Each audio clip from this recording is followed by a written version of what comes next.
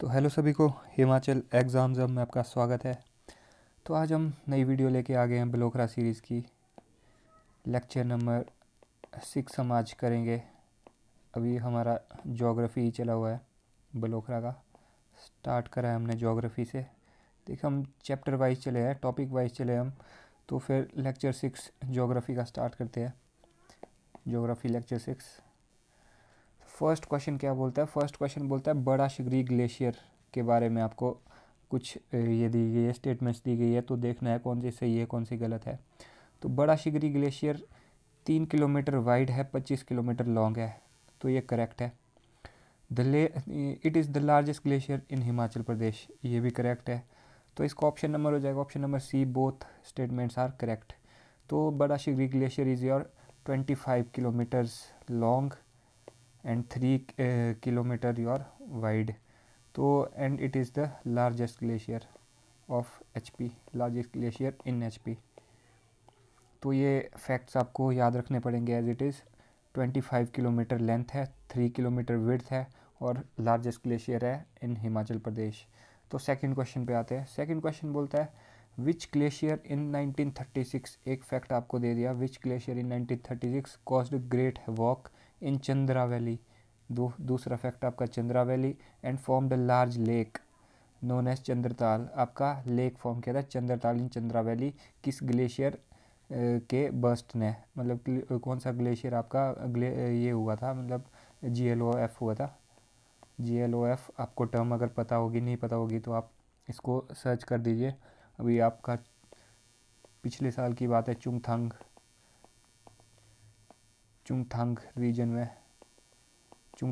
में आपका GLOF हुआ था। जो आप सर्च कर लीजिए इस बारे में, आपको ज़्यादा अच्छे से डिटेल होगी। अगर आप खुद देखोगे तो आपको ज़्यादा रिटेन होगी अगर रादर मैं बताऊं।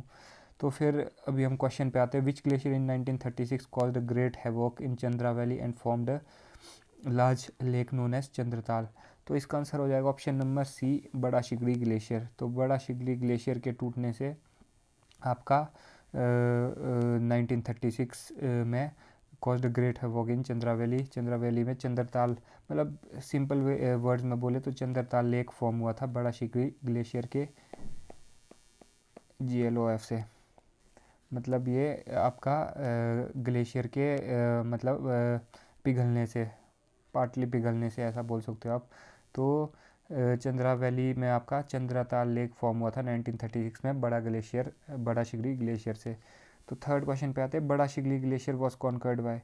तो बड़ा शिगरी ग्लेशियर आपका कॉन्कर किसने किया था? स्टेटमेंट में देखिए, ऑल वुमेन माउंटेनर्स 1956 में ऑल वुमेन माउंटेनर्स ने, तो ये करेक्ट है। स्टेफनसन ने 1958 में, ये भी करेक्ट है। तो 1970 में अपना मेजर बलजीत सिंह ने, तो ये भी करेक्ट है। तो ऑप्शन नंबर डी हो जाएगा, ऑल आर करेक्ट। तो बड़ा शिगरी ग्लेशियर आपका कॉन्कर किया था। सीक्वेंस इनकी याद रखनी पड़ेगी आपको। 1956 में पहले वुमेन माउंटेनियर्स ने, 1958 में फिर स्टेफनसन ने, 1970 में फिर मेजर बलजीत सिंह ने आपका कॉन्कर किया था बड़ा शिगरी ग्लेशियर। तो फोर्थ क्वेश्चन पे आते हैं। फोर्थ क्वेश्चन क्या बोलता है? Which glacier gives resemblance like Matterhorn of Switzerland. बहुत इंपॉर्टेंट क्वेश्चन है। मैटरहॉर्न ऑफ स्विट्जरलैंड की तरह रिजेंबल कौन करता है ग्लेशियर आपका हिमाचल का मैटरहॉर्न ऑफ स्विट्जरलैंड की तरह? तो इसका आंसर हो जाएगा option number C, Gephang glacier. जो गेफांग ग्लेशियर है आपका, वो रिजेंबल करता है आपका मैटरहॉर्न ऑफ स्विट्जरलैंड। मैटरहॉर्न आपकी पीक है, मैटरहॉर्न पीक है फेमस पीक ऑफ स्विट्जरलैंड, तो उसकी तरह रिजेंबल करता है आपका गेफांग ग्लेशियर, जो कि हिमाचल प्रदेश में पड़ता है। तो और किस डिस्ट्रिक्ट में पड़ता है वो आप कमेंट करके बताइए मुझे, किस डिस्ट्रिक्ट में पड़ता है कमेंट करके बताइए। एक ये चीज़ कमेंट करके बताइए और ये चीज़ कमेंट करके बताइए कि लेडी ऑफ केलोंग को और किस नाम से जाना जाता है? Lady of Keylong also known as. तो आप ये दो चीज़ें मुझे कमेंट करके बताइए। तो फिफ्थ क्वेश्चन पे आते हैं। The Milang glacier was first climbed by national union of student expedition in which year. तो मिलांग ग्लेशियर को फर्स्ट क्लाइम करा था national union of student expedition ने इन विच ईयर? तो it was climbed by student expedition of student union of national union of student expedition in the year option number B 1939। तो 1939 में it was first climbed by national union of students expedition. तो Milang glacier की बात की है। Milang glacier कहाँ पड़ता है? कमेंट करके बताइए। बहुत इंपॉर्टेंट होते हैं, मतलब ये डिस्ट्रिक्ट कहाँ पड़ता है, स्टेटमेंट में आपको ये फैक्ट भी देंगे और साथ में ये भी बोल देंगे कि मिलांग ग्लेशियर इन, जैसे for example Milang glacier in Kullu district was formed by was climbed by this this this this this. तो बाकी की स्टेटमेंट सही होगी, आप देख लोगे हाँ भाई first climb north national union of student expedition in 1939, सही है सही है। फिर आप स्टेटमेंट सही कर दोगे, बट वो आप जो कुल्लू डिस्ट्रिक्ट दिया होगा वो आप से मिस हो जाएगा और आपका आंसर गलत हो जाएगा। तो फिर किस डिस्ट्रिक्ट में है वो आप मुझे कमेंट करके बताओ। तो सिक्स्थ क्वेश्चन में आपका सोनापानी ग्लेशियर वो सर्वे ट्वाइस बाय। तो सोनापानी ग्लेशियर के बारे में डाटा फैक्ट पूछा है कि सर्वे ट्वाइस किस किस ने किया था। तो फर्स्ट आपका 1906 में वॉकर एंड पास्को ने, सही है ये स्टेटमेंट। तो सेकंड फिर 1957 में कुरियन एंड मुंशी ने from the geological survey of India, तो ये भी सही स्टेटमेंट है। तो ये फैक्ट्स आपको याद रखने पड़ेंगे। फर्स्ट आपका 1906 में वॉकर ने, पास्को ने, और सेकेंडली आपका 1957 में कुरियन और मुंशी ने in from the geological survey of India. तो दोनों स्टेटमेंट करेक्ट है, तो ऑप्शन नंबर सी हो जाएगा, both are correct, both statement are correct आपके सोनापानी ग्लेशियर के बारे में। तो सोनापानी ग्लेशियर आपका कहाँ से दिखता है, ये बलोखरा में एज इट इज़ स्टेटमेंट दी है, ये आप कमेंट करके बताओ मुझे। तो जिसको आता होगा वो उसका रिवाइज हो जाएगा और जिसको नहीं आता होगा वो इसी बहाने बलोखरा में स्टेटमेंट पढ़ लेगा एज इट इज़ कि क्या दिया है। बलोखरा में एज इट इज स्टेटमेंट दी और इसलिए बहुत ही इंपॉर्टेंट स्टेटमेंट बन जाती है कि सोनापानी ग्लेशियर आपका कहाँ से क्लियरली विजिबल है, कहाँ से क्लियरली विजिबल है, कोई पास दिया है कि वहाँ से क्लियरली विजिबल है सोनापानी ग्लेशियर आपका। कमेंट करके बताइए। चलो तो सेवन्थ क्वेश्चन पे आते हैं। सेवन्थ क्वेश्चन है which is the longest glacier in Himachal Pradesh. तो आपका लार्जेस्ट ग्लेशियर हमने पढ़ लिया कि बराशिगरी आपका, जो चलो यहाँ दिया बराशिगली ग्लेशियर के बारे में फैक्ट था कि 25 किलोमीटर आपकी लेंथ है और आपकी 3 किलोमीटर आपकी विड्थ है, 25 और 3 आपकी ये है। तो ये था आपका लार्जेस्ट लार्जेस्ट था। और लॉन्गेस्ट की बात की है, लार्जेस्ट और लॉन्गेस्ट अलग अलग है। देखिए लार्जेस्ट है आपका कि 25/3 का है आपका 25 लेंथ और 3 विड्थ आपका बड़ा शिगरी ग्लेशियर है, बड़ा शिगरी ग्लेशियर। और आपका जो लॉन्गेस्ट ग्लेशियर है वो आपका ऑप्शन नंबर सी म्यार ग्लेशियर हो जाएगा। लॉन्गेस्ट ग्लेशियर आपका म्यार ग्लेशियर है। म्यार ग्लेशियर कितनी लेंथ है, कितना किलोमीटर लॉन्ग है, या मुझे कमेंट करके बताइए, कमेंट करके बताइए। इस पर रिसर्च करो आप कि कितना लेंथ है इसकी।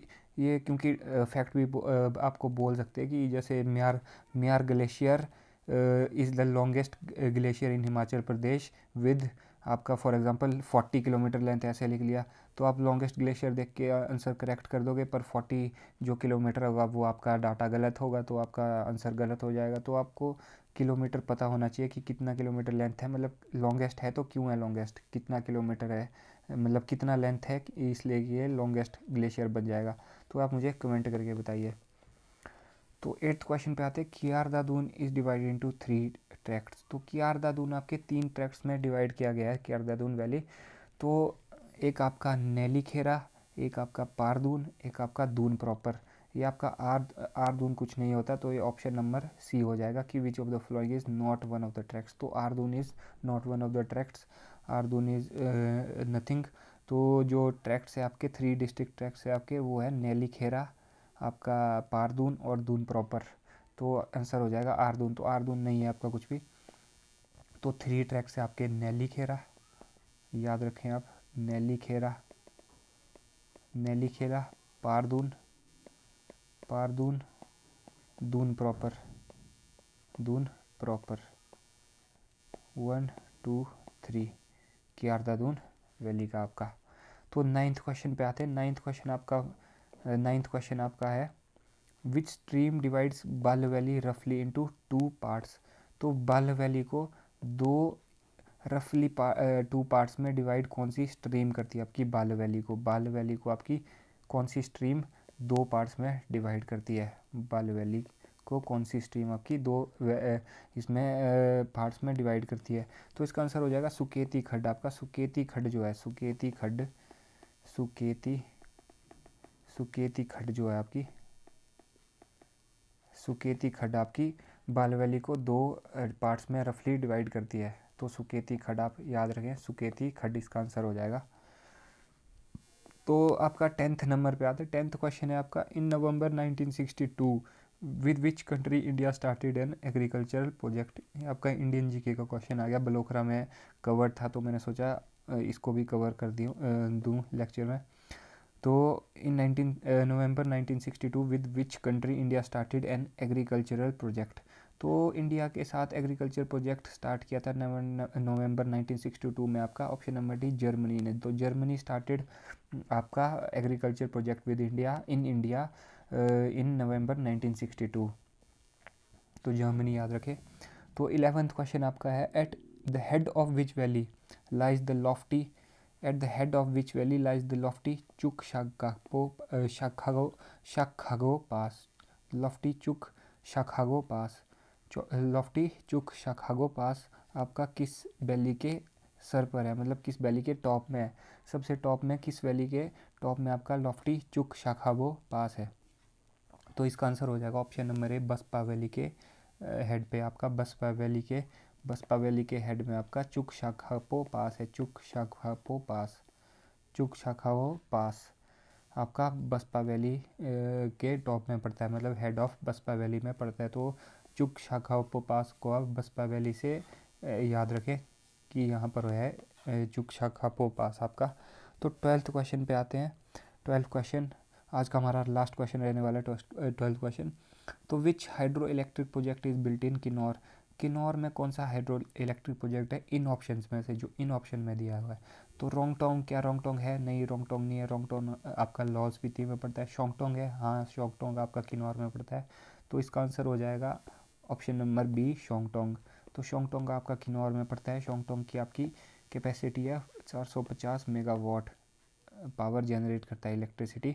इसकी कैपेसिटी इलेक्ट्रिसिटी जनरेशन कैपेसिटी 450 आपका पोटेंशियल आपका 450 मेगावाट्स है। तो रोंगटोंग आपका लाहौल स्पीति में पड़ता है। कितना, मतलब इसकी कैपेसिटी कितना मेगावाट है, ये आप मुझे कमेंट करके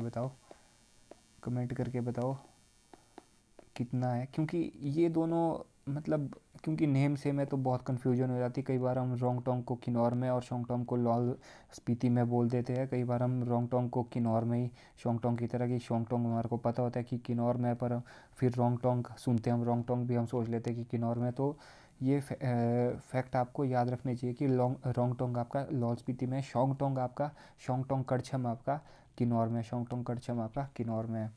तो 450 मेगावाट इसका पोटेंशियल है। तो वैसे ही आप रोंगटोंग का पोटेंशियल बताइए।